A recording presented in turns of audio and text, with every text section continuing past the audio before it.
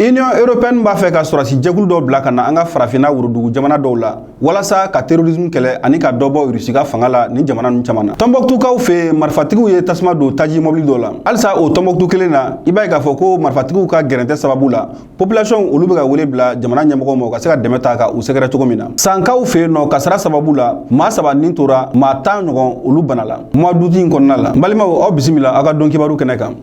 Union européenne ale y'a yira k'a fɔ ko sɔrɔsi jɛkulu dɔ k'ale bɛ fɛ ka olu bila ka na farafina wurudugu jamana dɔw la. O jamana dɔw olu ye Ghana, Côte d'Ivoire, Benin, Togo. Ko walasa fɛn min ye terrorisme ye n'o bɛ ka wara walasa ka se ka o kunbɛ cogo min na. Ani Russie jamana o bɛ ka fanga min sɔrɔ an ka ni jamana ninnu kɔnɔna la walasa ka se ka dɔ bɔ o fɛ. Ni mission min ni a kan ka jalalatigɛ mois d'octobre kɔnɔna la i b'a ye k'a fɔ ko a ka baara bɛ na ɲɛsin kosɛbɛ fɛn min ye ni jamana ninnu fintigilakaw ye ka formation ani kɛlɛ fɛɛrɛ ka se ka o don u senkɔrɔ cogo di fɛn min ye terrorisme ko kɛlɛ ye u ka se ka o dɔn kosɛbɛ ani ka danaya ko o sabati kosɛbɛ fɛn min ye population ani ka fintigilakaw ni ɲɔgɔn cɛ. Ko nin décision a bɛ ka ta ka kɛɲɛ ni waati ye waati min na terrorisme a bɛ ka fanga sɔrɔ kosɛbɛ farafina wurudugu jamanaw la ani jamana caman bɛ yen nɔ o farafina wurudugu jamana ninnu na minnu fɛnɛ ni fanga taraki kelen don olu fɛ yen nɔ.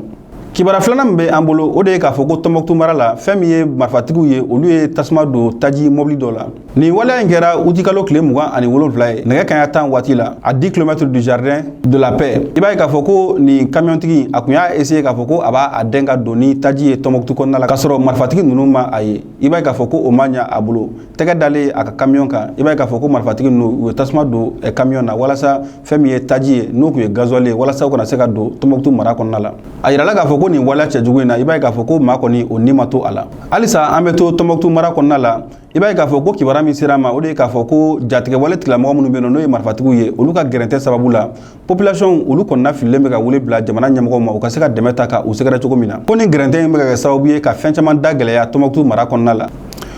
Yobu tabu sugu la duguden dɔ y'a yira k'a fɔ ko fɛnw sɔngɔ da gɛlɛyara k'a dama tɛmɛ yɛrɛ de ko nin bɛɛ lajɛlen sababu bɔra fɛn min ye blocus ni o ye gɛrɛntɛ min ni marifatigiw kɛlen don ka o ta ka Tɔnbɔkutu ka a dondaw sɛgɛrɛ. Duguden dɔ fana y'a yira k'a fɔ ko hali taji n'u tun bɛ o litiri san 140 k'o tɛ yɛrɛ sɔrɔ fo 300 la. Ko fɛn min ye sukaro ani nɔnɔ ye ko olu yɛrɛ ɲɛ tɛ ka da olu kan tuguni sugu la tuguni. Duguden dɔ fana y'a yira k'a fɔ ko fɛn min ye foyi de tɛ ka se ka sɔrɔ ka don Tɔnbɔkutu kɔnɔna la cogo min na foyi tɛ ka se ka sɔrɔ ka bɔ ten cogo la. Ko n'a continuera tan cogo la i b'a ye k'a fɔ ko fɛn min ye gɛrɛntɛ a bɛ ka u sɛgɛn kosɛbɛ Tɔnbɔkutu mara kɔnɔna la.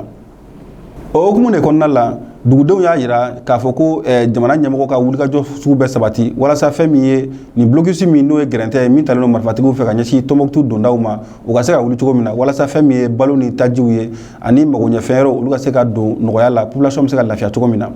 Kibaruya laban min bɛ an bolo o de ye k'a fɔ ko san mara la fɛn min ye directeur régional de la protection civile